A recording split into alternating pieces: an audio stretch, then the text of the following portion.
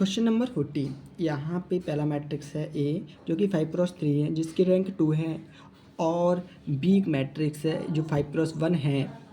ठीक है, और यहाँ पे दो मैट्रिक्स दिए गए हैं। ये दो सॉल्यूशन है लीनियर इक्वेशन ए एक्स बराबर बी के।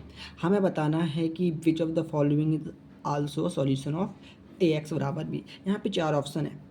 पहला ऑप्शन है 3 3 3, और दूसरा ऑप्शन है 5 7 9, थर्ड ऑप्शन है 5 6 9, और जो डी वाला ऑप्शन है वो है 7 8 9। हमें बताना है कि अगर ये दोनों जो मैट्रिक्स है ये अगर इसके सॉल्यूशन हैं तो ये चार ऑप्शन में से एक कौन सा ऑप्शन हो सकता है जो भी इस मैट्रिक्स का मतलब जो ये इक्वेशन है इसका सॉल्यूशन हो सकता है। ठीक है, तो यहाँ पे जो कंसेप्ट यूज होता है, पहला कंसेप्ट ये कहता है कि अगर x1 और जो x2 है ये लीनियर इक्वेशन ए एक्स बराबर बी के सॉल्यूशन है। ठीक है, तो जो x1 और जो x2 का जो लीनियर कॉम्बिनेशन होगा, यानी कि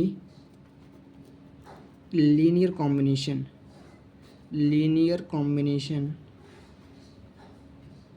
ऑफ x1 एंड x2, ये भी लीनियर इक्वेशन ए एक्स बराबर बी का सॉल्यूशन होगा। यानी कि हम कह सकते हैं कि c1x1 प्लस c2x2 भी क्या है, एक सॉल्यूशन होगा ए एक्स बराबर बी का। ठीक है, लेकिन यहाँ पे जो हमें दिया है ये एक लीनियर इक्वेशन है जो कि नॉन होमोजीनियस है।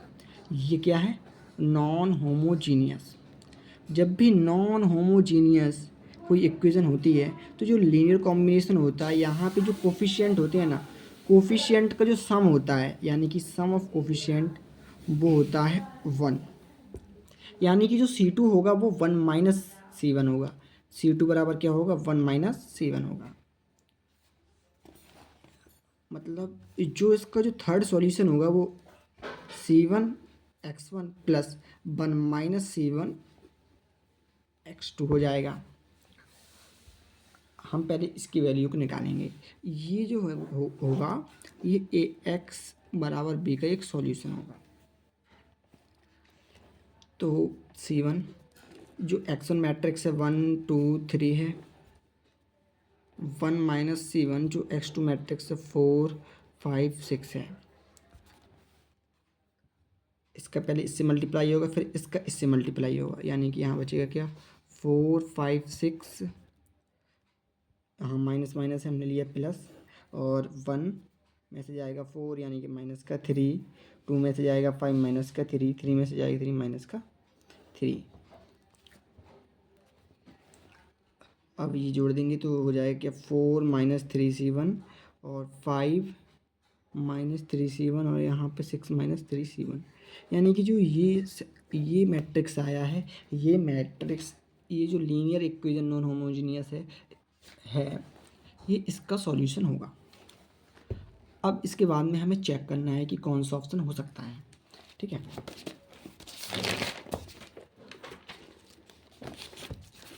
तो जो अपने पास में सॉल्यूशन आया था वो आया था 4 5 6 माइनस का 4 5 6 माइनस का 3C1 माइनस का 3C1 माइनस का 3C1। ये है कोई ये सॉल्यूशन आया था ए एक्स बराबर बी का। तो पहला ऑप्शन कहता है कि 3 3 3। तो देखो ये अगर 3 हो जाएगा यानी फर्स्ट वाला जो रो रहेगी वो 3 हो जाएगी, सेकंड वाला और थर्ड वाला, यानी कि जो दोनों से C1 की वैल्यू आ रही है वो अलग अलग आ रही है।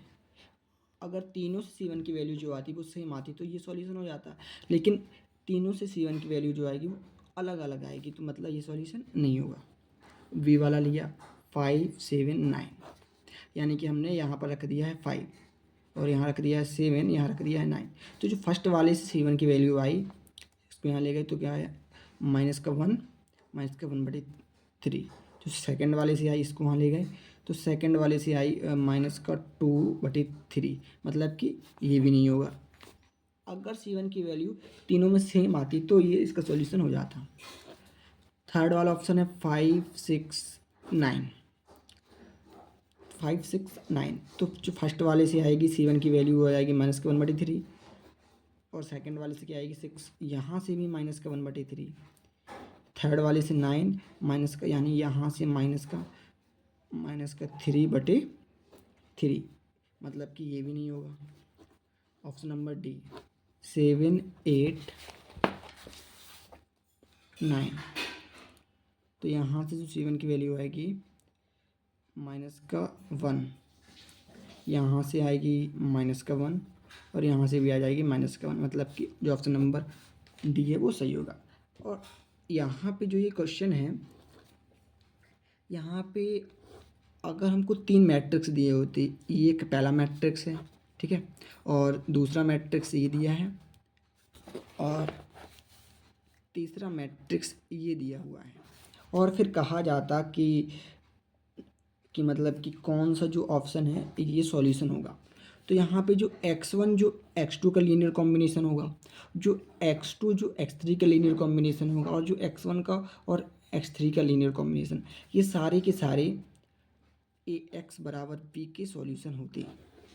यानी कि जो इसके सॉल्यूशन हो गए वो क्या, लीनियर कॉम्बिनेशन जो x1 का x2 के साथ होगा, लीनियर कॉम्बिनेशन जो x2 का x3 के साथ होगा, और जो लीनियर कॉम्बिनेशन x1 का x3 के साथ होगा। और साथ में ये भी ध्यान रखना है कि ये नॉन होमोजीनियस है, तो जो लीनियर कॉम्बिनेशन होगा, तो जो कोफिशिएंट होंगे, तो उनका जो सम होगा वो हमेशा 1 होगा। सिग्मा कोफिशिएंट का सम हमेशा 1 होता है जब नॉन होमोजीनियस इक्वेशन होती है।